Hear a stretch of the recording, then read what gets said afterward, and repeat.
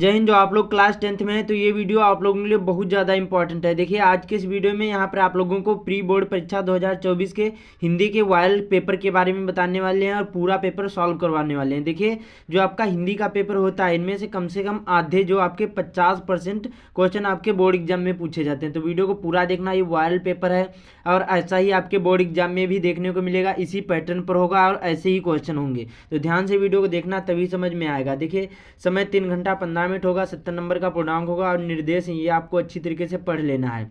तो यहाँ से शुरू करते हैं, ध्यान से वीडियो को देखना। खंड आ होगा, इसमें 20 अंक के बहुविकल्पी क्वेश्चन है जो आपको बोर्ड एग्जाम में OMR शीट से भरना होगा। तो पहला क्वेश्चन दिया है, निम्नलिखित में से एक यहाँ पर कथन सही है, उसे पहचान कर लिखे। जयशंकर प्रसाद आलोचक के रूप में प्रसिद्ध हैं कि प्रेमचंद्र अपने यहाँ पर घर में की लेखिका शिवरानी देवी हैं कि यहाँ पर रामचंद्र शुक्ल की गणना श्रेष्ठ कवि के रूप में की जाती है कि यहाँ पर रांगे जो राघव हैं कवि के रूप में प्रसिद्ध हैं। तो इसका राइट आंसर कौन सा हो जाएगा? तो हमारा इसका राइट आंसर बी वाला हो जाएगा। जो प्रेमचंद अपने घर में जो यहाँ पर की लेखिका कौन है? शिवरानी जी हैं। तो राइट आंसर हमारा बी वाला हो जाएगा। अगला पूछा गया चिंतामणि निबंध संग्रह है रामचंद्र शुक्ल की, महावीर प्रसाद द्विवेदी की, यशपाल की, जैनेन्द्र। तो चिंतामणि निबंध संग्रह किसका है? तो ये आचार्य रामचंद्र शुक्ल जी का है। बहुत सिंपल सा। अगला जो झूठा सच किस विधा की रचना है? कहानी है कि नाटक है कि यहाँ पर उपन्यास है कि निबंध है? तो झूठा सच यहाँ पर किस विधा पर आधारित है? तो ये देखिए जो हमारा ये क्या है,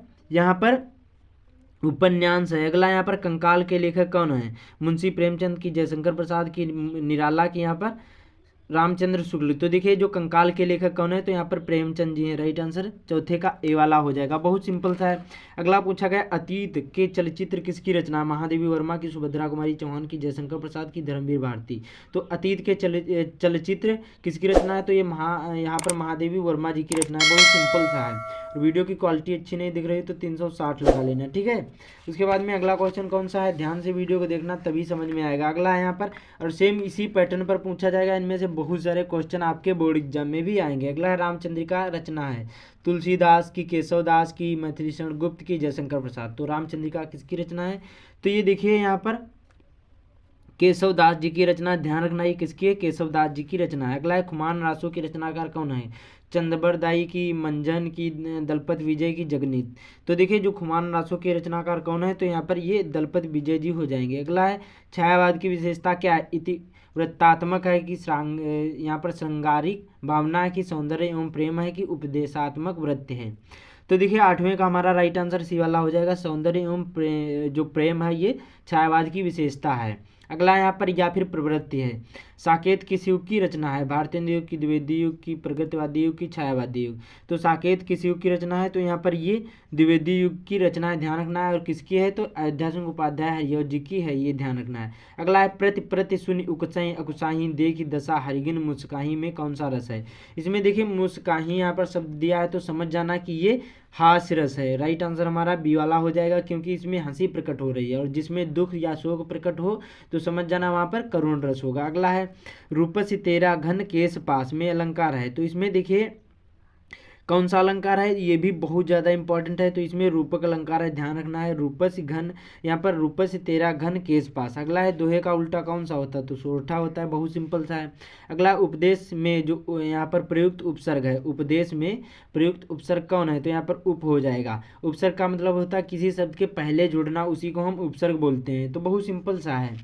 अगला है यहाँ पर षड्दर्शन में कौन सा समास है? द्वंद्व समास की, द्विगु समास की, तत्पुरुष की, कर्मधारय। ध्यान रखना है जिसमें संख्यावाचक हो वो कौन सा होता है? द्विगु समास होता है। इसमें संख्यावाचक है तो यहाँ पर ये राइट आंसर हमारा बी वाला हो जाएगा। जिसमें और का लोप हो वहाँ पर द्वंद्व समास होगा, जैसे राजा रानी हो या बीच में योजक चिन्ह लगाओ, इस प्रकार से संयोजक चिन्ह, तो वहाँ पर कौन सा होगा? द्वंद्व समास होगा। ध्यान रखना। अगला है आंसू का यहाँ पर तत्सम रूप होगा, अश्र होगा कि अंश होगा कि यहाँ पर रोना होगा कि आंख होगा?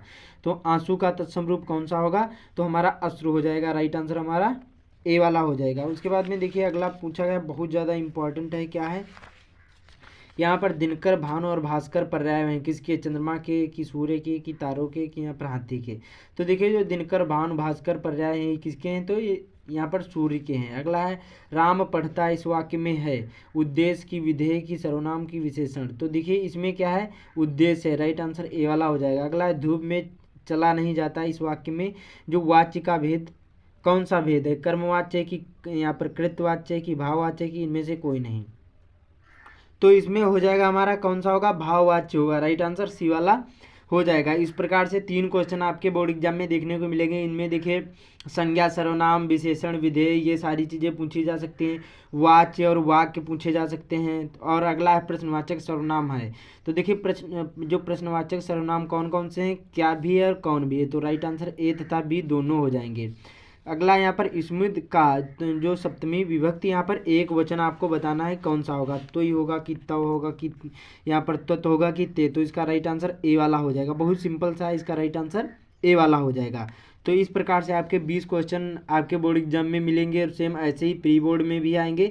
अब बाकी जो खंड बा होगा इसमें वर्णनात्मक प्रश्न होंगे जो 50 अंक के पूछे जाएंगे, जो आपको कॉपी में लिखना होगा। वो तो OMR शीट हो गई। अब यहाँ पर 21वां क्वेश्चन इस प्रकार से दिया होगा, दिए गए गद्यांश पर आधारित किन्हीं एक में से यहाँ पर 3 प्रश्नों के उत्तर दीजिए। का वाला पूछा जाएगा और खा वाला पूछा जाएगा। इनमें से आपको एक पर आपको क्या करना होगा, जो आपको इसमें क्या करना होगा, एक पर आपको यहाँ पर ये जो 3 क्वेश्चन है उपरोक्त अवतरण का संदर्भ लिखिए, फिर रेखांकित अंश की व्याख्या कीजिए और एक यहाँ पर गद्यांश में कहाँ के दृश्यों का चित्रण किया गया, इस प्रकार से पूछा जाएगा। तो इनमें से एक ही आपको करना होगा। ठीक है, समझ में आया। इसी प्रकार से पूछा जाएगा। उसके बाद में देखिए यहाँ पर 22वां क्वेश्चन इस प्रकार से पूछा जाएगा और ये आपके गद्यांश से संबंधित होगा। जो 22वां क्वेश्चन होगा कैसे होगा, यहाँ पर पद्यांश से संबंधित होगा। 22वां क्वेश्चन इस प्रकार से लिखा होगा कि दिए गए पद्यांश पर आधारित किसी एक को यहाँ पर हल करना है। 6 नंबर का ये भी पूछा जाएगा। इसमें भी आपको प्रस्तुत पद्यांश का संदर्भ लिखना होगा। मैंने इस पर वीडियो बना दिया है कि आपको संदर्भ कैसे लिखना, वो आप लोग वीडियो देख लेना। उसके बाद में रेखांकित अंश की व्याख्या कीजिए और पद्यांश में मधुकर शब्द किसके लिए प्रयुक्त किया गया है, ये आपको एक प्रश्न होगा। इसी में से आपको बताना होगा।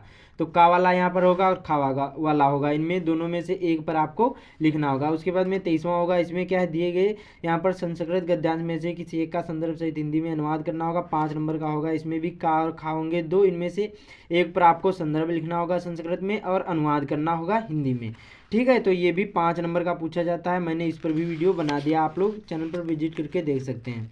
24वां उसी प्रकार से पूछा जाएगा। इसमें क्या है, दिए गए यहाँ पर संस्कृत पद्यांश में से किसी एक का संदर्भ सहित हिंदी में अनुवाद करना होगा। ये भी 5 नंबर का होगा। इसमें श्लोक 2 दिए होंगे। इनमें से एक पर आपको यहाँ पर संदर्भ लिखना होगा और अनुवाद करना होगा एक का। उसके बाद में अगला है अपने पठित खंडकाव्य अपने अपने जिले पर आधारित के आधार पर यहाँ पर आपको सारांश लिखना होगा। 3 नंबर का ये पूछा जाता है। ये अपने अपने जिले वाइज होते हैं। ये यहाँ पर खंडकाव्य पूछे जाते हैं। जैसे आपके जिले, जैसे हमारे जिले में जयसवास खंडकाव्य है हरदोई से, ऐसे आपके जिले में कौन सा है, कमेंट जरूर करना। उसके बाद में 26वां पूछा जाएगा, दिए गए लेखकों में से किसी एक लेखक का जीवन परिचय देते हुए उनकी एक प्रमुख रचना का नाम लिखिए। यहाँ पर 3 जीवन परिचय होंगे। इनमें से एक पर आपको जीवन परिचय लिखना होगा। 5 नंबर का होगा। अगला होगा यहाँ पर खावाला कवियों का जीवन परिचय होगा। 3 होंगे। इनमें से एक पर आपको जीवन परिचय लिखना होगा। ये भी 5 नंबर का होगा। और फिर यहाँ पर 27वां क्वेश्चन होगा। एक श्लोक लिखने को आएगा, इसलिए कम से कम आपको 3 श्लोक तैयार कर लेना। कमेंट करना कि आपको कितने यहाँ पर श्लोक मालूम है। अगला यहाँ पर 28वां 2 नंबर का ये क्वेश्चन पूछे जाएंगे और ये संस्कृत गद्या यहाँ पर संस्कृत खंड से होंगे। 4 क्वेश्चन होंगे, 2 ही आपको प्रश्नों के उत्तर देना है संस्कृत में। अगला है 29वां, ये निबंध 7 नंबर का पूछा जाएगा क्लास 10th में। पहले ये 9 नंबर का पूछा जाता था। इसमें 4 होंगे निबंध। इनमें से एक पर आपको निबंध लिखना होगा। उसके बाद में यहाँ पर देखिए 30वां क्वेश्चन होगा, ये पत्र लेखन आएगा। 4 नंबर का होगा। मैंने इस पर भी वीडियो बना दिया कि पत्र लेखन कैसे लिखा जाता है, तो चैनल पर विजिट करके देख सकते हैं या फिर लिंक डिस्क्रिप्शन में मिल जाएगा। अपनी बहन की शादी के अवकाश है तो अपने प्रधानाचार्य को एक पत्र लिखिए या फिर अपने मित्र को अपने चचेरी बहन के विवाह में सम्मिलित होने का निमंत्रण देते हुए एक पत्र लिखिए। तो इस प्रकार से क्वेश्चन पूछा जाता है। 4 नंबर का ये पूछा जाएगा। तो उम्मीद करता हूँ आप लोगों को समझ में आ गया होगा। सेम ऐसा ही इसी पैटर्न पर आपके बोर्ड एग्जाम में भी क्वेश्चन पेपर आएगा। तो इस वीडियो को ज़्यादा से ज़्यादा शेयर कर देना। बाकी चैनल पर पहली बार आए चैनल को सब्सक्राइब भी कर लेना। तो मिलते हैं अगले वीडियो में।